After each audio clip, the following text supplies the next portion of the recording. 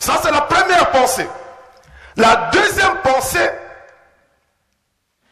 c'est que l'église qui est l'assemblée ou la communauté des enfants de Dieu, c'est la maison ou la famille de Dieu. Ainsi, l'église n'est pas un club d'amis.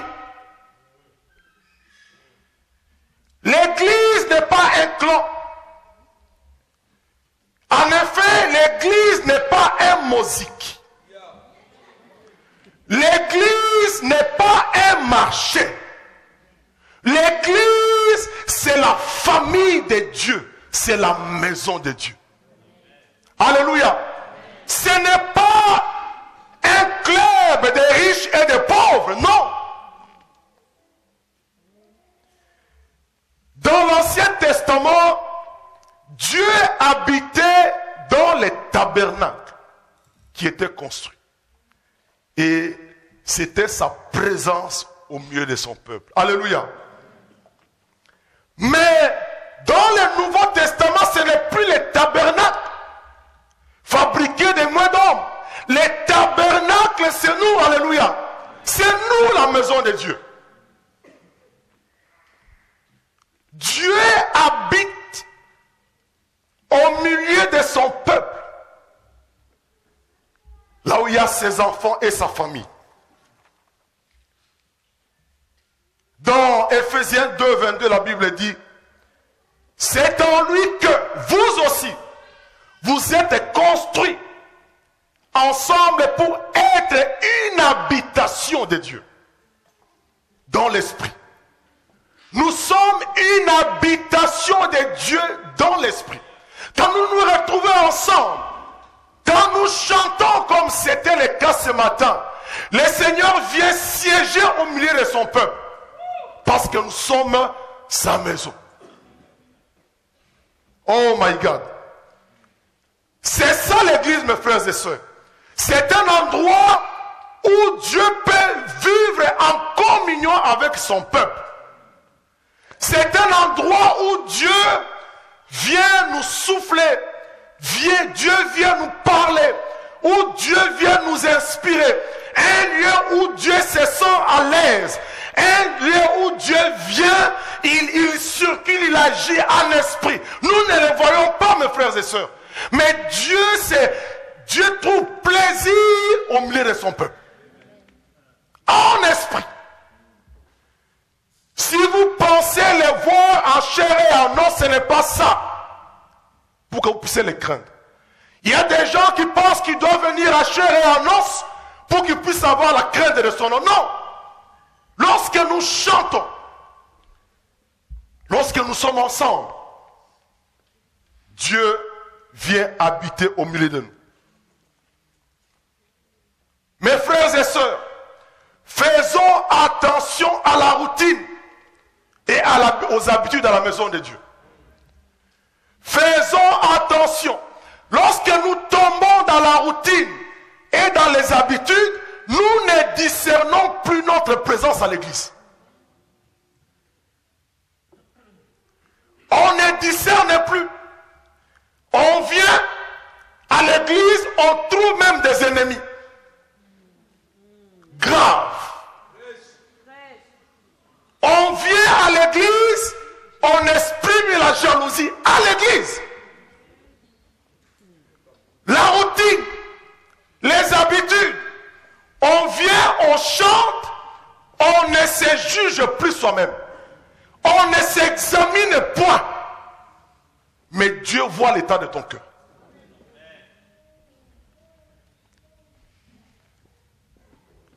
Alléluia. Lorsque nous tombons, n'est-ce pas, dans la routine et dans les habitudes, tout devient automatique. N'est-ce pas, un pasteur qui tombe dans la routine et dans les habitudes, il ne prépare même plus la prédication. Tout devient, il a tout maîtrisé. Il a maîtrisé le peuple. Il sait comment il va faire, n'est-ce pas, pour faire bouger les gens. On vient chanter, On est dans la routine, on est habitué. On a une belle voix. La routine. Vous savez, dans l'Ancien Testament, Uza est mort à cause de l'habitude et l'imitation. Il pensait, n'est-ce pas, bien faire. Lorsque l'arche de l'alliance glissait et était au point de tomber, l'arche qui symbolise la présence de Dieu, il s'est dit, je dois venir au secours à l'arche de l'alliance. Quand il s'est penché pour tenir l'arche qui tombait, Dieu l'a frappé, il est mort du coup. Ces choses, ça n'existe plus. Pourquoi l'habitude et l'imitation? Ils n'ont pas cherché Dieu pour savoir, pour se rappeler, pour discerner dans quelles conditions et comment transporter l'arche. Vous voulez la présence de Dieu, mais vous ne discernez plus comment faire des choses devant sa présence. En effet, il n'y a que les sacrificateurs qui avaient, n'est-ce pas, l'autorisation de transporter l'arche de l'alliance. L'habitude, l'imitation, parce que les Philistins faisaient ainsi, ils ont fait la même chose. Mes frères et sœurs, il est tombé du coup, il est mort. Parce que plus de discernement, l'automatisme.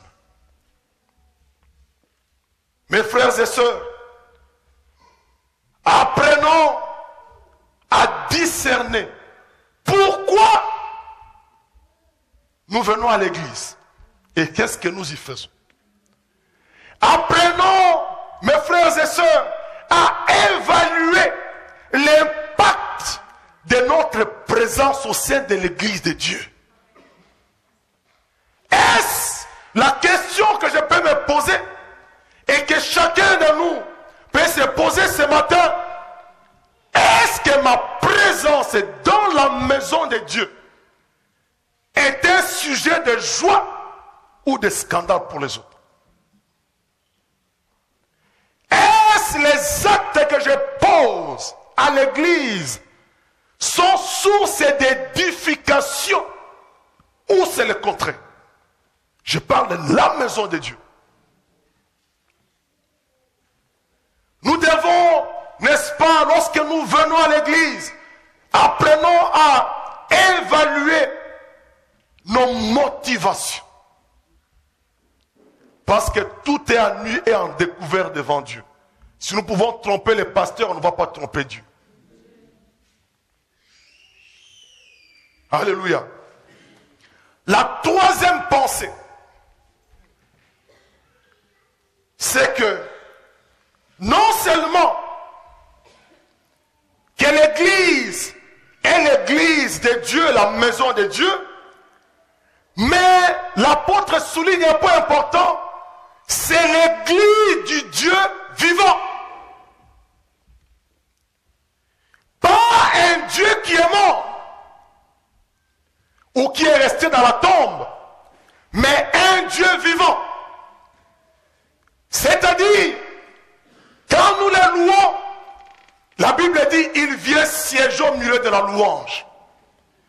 Quand nous l'adorons, Dieu est sensible à notre adoration parce qu'il aime ça. Quand l'église prie, Dieu écoute. Et non seulement il écoute, mais il y répond. Regardez dans Actes 12, 5. La Bible nous parle de l'apôtre Pierre qui était arrêté et gardé dans la prison à cause de l'évangile. Il était lié des deux chaînes. Il dormait entre deux soldats. Et même au niveau de la sortie, il y avait des sentinelles, n'est-ce pas, qui gardaient la prison. Aucune possibilité de s'échapper. Et les rois Hérode, à l'époque, voulait absolument finir avec Pierre. Qu'est-ce que la Bible dit? La Bible dit, dans ces conditions, l'Église ne cessait d'adresser, l'Église de Dieu, ne cessait d'adresser pour lui des prières à Dieu. L'Église priait pour Pierre. L'Église se réunissait ensemble. Il priait pour Pierre. Il demandait à Dieu de venir à son secours. Il demandait à Dieu d'intervenir. Il demandait à Dieu de faire quelque chose. Et la Bible dit que Dieu envoya son ange pour délivrer Pierre. Mais frère, lorsque l'Église prie, Dieu écoute. C'est pour ça que je préfère être du côté de l'Église qu'être contre l'Église. Je veux m'identifier à cette Église, que lorsqu'elle prie, Dieu écoute. Quand je serai dans des problèmes, l'Église priera et Dieu viendra à mon secours. Imaginez si c'est le contraire. L'Église que tu méprises, ton frère et ta soeur qui est assis à tes côtés que tu méprises, c'est cette Église que tu foules aux pieds, que tu ne respectes pas. Cette Église que tu critiques. Cette Église que tu n'apprécies pas. Cette Église que tu dédaignes. Cette Église que tu ne respectes pas. C'est cette Église que quand tu auras des problèmes, elle priera et Dieu peut venir à ton secours. Mes frères et sœurs, je préfère m'identifier à ce corps.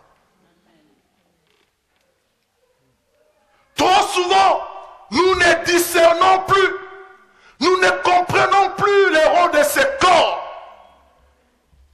auquel nous avons la grâce d'appartenir par la grâce de Dieu. L'Église a prié. Et Dieu du haut de son trône, il a écouté la prière. Et de manière miraculeuse, il a envoyé un ange. Et Pierre a été délivré. Parce que l'Église ne cessait de prier pour lui. Alléluia. Quand l'Église prie, mes frères et sœurs, Dieu écoute la prière. La quatrième pensée que nous trouvons dans ce passage de 1 Timothée, où l'apôtre dit, je t'écris ces choses avec l'espérance d'aller bientôt vers toi. Mais si je tarde, tu sauras comment il faut se conduire dans la maison de Dieu, qui est l'église du Dieu vivant, la colonne et l'appui de la vérité. La quatrième pensée, c'est que l'église est